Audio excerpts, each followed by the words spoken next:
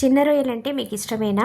అయితే ఓసారి ఈ స్టైల్లో కూర చేసి చూడండి, సూపర్ అని మీరే చెప్తారు. ఇంకా కూర చేసే ప్రాసెస్లోకి వెళ్ళిపోదామా? ప్యాన్లో కొద్దిగా ఆయిల్ వేసుకొని క్లీన్ చేసి పెట్టుకున్న రొయ్యలు వేసుకొని ఉప్పు పసుపు వేసుకొని 10 నిమిషాల పాటు బాగా ఫ్రై చేసుకోవాలి. ఫ్రాన్స్లోని వాటర్ అంతా బాగా బయటికి వచ్చేంత వరకు మూత పెట్టుకొని 10 నిమిషాలు ఇలా వదిలేస్తే ఫ్రాన్స్ మాత్రమే ఇలా వచ్చేస్తాయి. అవి పక్కన వేరే బౌల్లోకి తీసుకొని అదే ప్యాన్లో కొంచెం ఆయిల్ వేసుకొని సన్నగా కట్ చేసిన ఆనియన్స్ వేసుకొని బాగా ఫ్రై చేసుకోవాలి.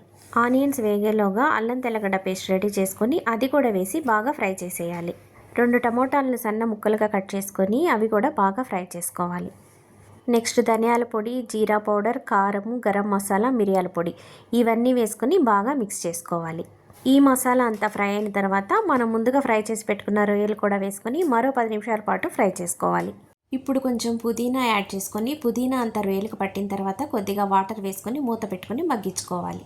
ఇంకా కూర అంతా ఇలా దగ్గర పడిన తర్వాత చివరగా కొత్తిమీర వేసుకొని స్టవ్ ఆఫ్ చేసుకుంటే గుమగుమలాడే కమ్మని రొయ్యల కూర రెడీ.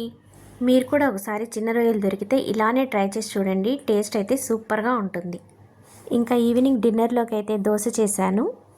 దోశలోకి అయితే ఈ రొయ్యల కూర ఇంకా అద్భుతంగా ఉన్నదండి. మసాలా ఉప్పు కారం అంతా కూడా ఈ రొయ్యకు పట్టేసి రొయ్య టేస్ట్ అయితే చెప్పడానికి ఇంకా మాటలు లేవు, అంత టేస్టీగా ఉంది. మరి మీరు తప్పకుండా ట్రై చేస్తారుగా.